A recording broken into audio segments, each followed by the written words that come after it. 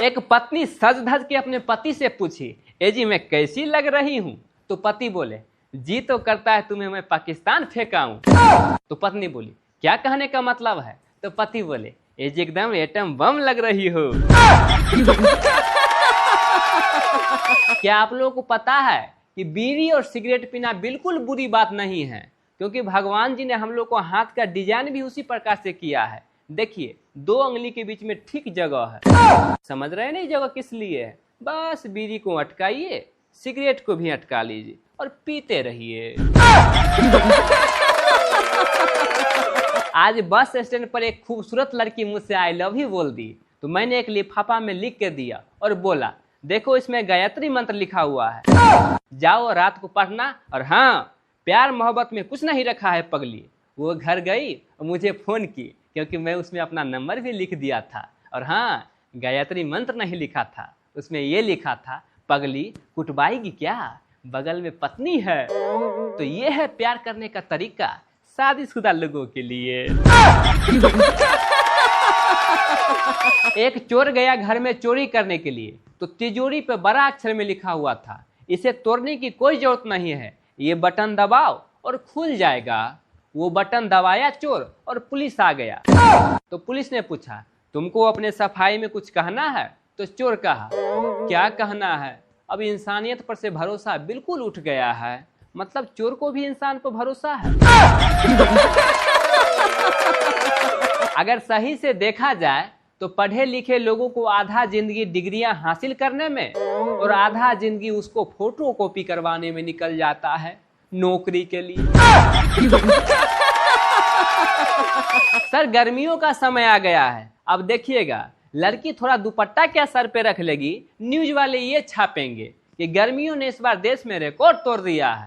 वहीं अगर लड़का कोई गर्मी से चक्कर खा के नीचे गिर जाए तो वो ये छापेंगे, देश के नौजवान नशे की गिरफ्त में। एक आदमी साधु बाबा से पूछा, साधु बाबा मेरी बीवी मुझे बहुत परेशान कर रही है, कोई उपाय बताइए। तो साधु बाबा बोले, बुर्बक, अगर कोई उपाय होता तो मैं साधु ही बनता।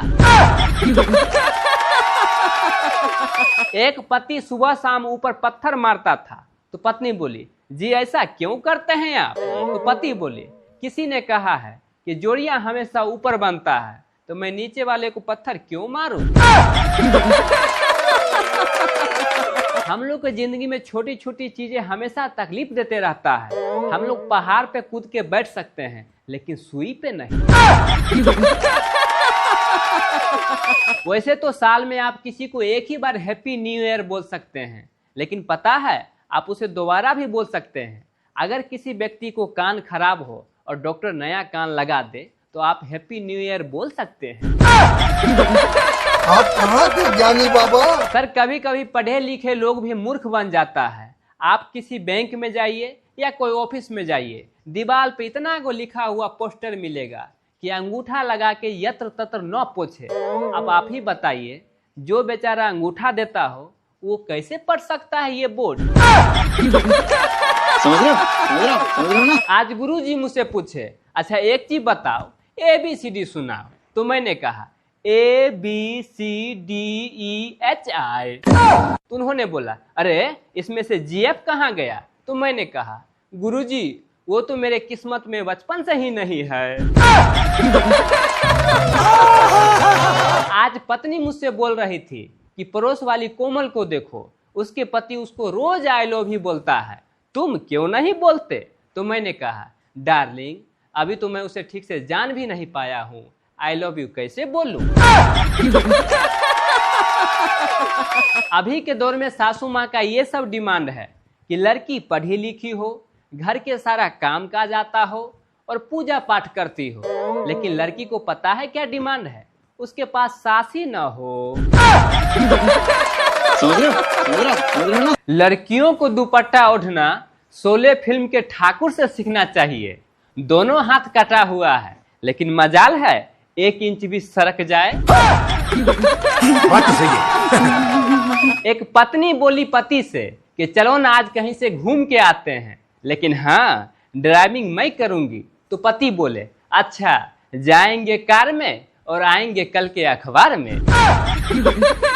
समझ रहे हो ना? एक मरीज हॉस्पिटल गया तो डॉक्टर साहब बोले, अच्छा एक चीज बताओ, तुम अगर मेरी दवाई से ठीक हो जाओगे तो मेरे लिए क्या करोगे? तो पेशेंट बोला, डॉक्टर साहब मैं बहुत गरीब आदमी हूँ, शमशान घाट में रहता हूँ, सबका कब्र खोदता हूँ, आप कहे तो आपका भी फ्री में खोद दूंगा। एक आदमी ज्ञान दे रहा था कि हीरा हीरे को काटता है और लोहा लोहे को काटता है। इतना ही देर में पीछे से उससे कुत्ता काट लिया। अगर मैं उसे ये कहता कि कुत्ता कुत्ते को ही काटता, सोचिए कितना बवाल हो जाता।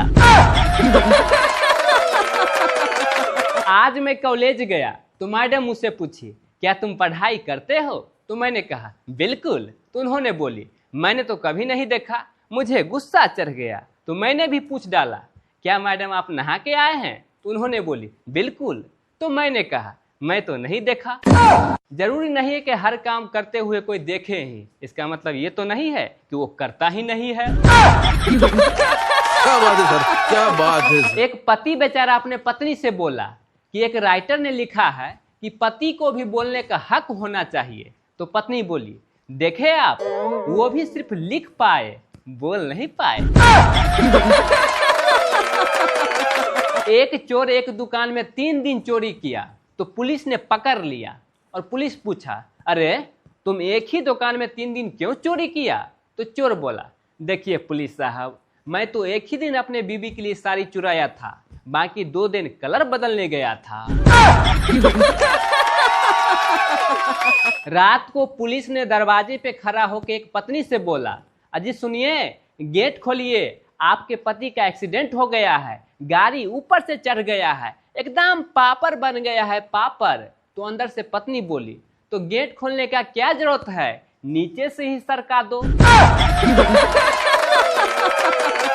सर मैं आप लोगों से एक प्रश्न पूछना चाहता हूँ कि दुनिया में ऐसा कौन सा जूस है जिसे कोई पी नहीं सकता है? चलिए मैं ही बता देता हूँ, वो है कंजूस। एक पत्नी घर में पति से जोर से बोली कि अजी सुनते हो, जो पंडित ने हम दोनों को शादी करवाए थे वो आज मर गए। तो पति बोले, हाँ ये तो होना ही था, हर इंसानों को अपना कर्मों का फल भुगतना ही पड़ता है। एक पत्नी अपने बीमार पति को कूट रही थी तो सासू माँ वजह पूछी तो पता है वो चुड़ैल क्या बोली? डॉक्टर साहब से दवा लाए हैं आयुर्वेदिक, उन्होंने बोले हैं कि कूट कूट के इसको खिलाने के लिए। एक 50 साल की बीवी ने अपने पति से बोली कि पता है इतने उम्र के बाद भी आपके दोस्त ने मुझे लाइक किया है। तो पति बोले, अच्छा वो मेरा दोस्त बबलू। तो पत्नी बोली, आपने कैसे पहचाना उन्हें? तो पति बोले, अरे साला वो कवारी का काम करता है। एक 40 साल के लड़का शादी कर रहा था तो गया अपने लिए लड़की को देखने के लिए। लड़की के माँ इसे देखते ही बेहोश हो गई। लोगों ने उसे पानी मार के पूछा तो वो बोली, ये कमीना 20 साल पहले मुझे भी देखने आया था। एक शराबी डॉक्टर साहब के पास गया और बोला, डॉक्टर साहब क्या आप मेरे शराब छुड़वा सकते हैं? तो डॉक्टर साहब बोले, हाँ क्यों नहीं। तो शराबी बोला, पुलिस ने मेरा 20 बोतल शराब पकड़ लिया है, प्लीज आप छुड़वा दो। एक मच्छर तूफान में फंसा हुआ था तो रास्ते में एक पेड़ मिला, उसे वो चिपक गया। जब वर्षा खत्म हुआ तो मच्छर अपना पसीना पोंछते हुए बोला, अगर आज मैं नहीं होता तो ये पेड़ तो हवा में उड़ ही जाता। ठीक उसी प्रकार से कुछ लोग होते हैं, उसका किसी का जीवन में कोई योगदान नहीं रहता है, फिर भी उसे लगता है कि मेरे ही वजह से ये जिंदा है।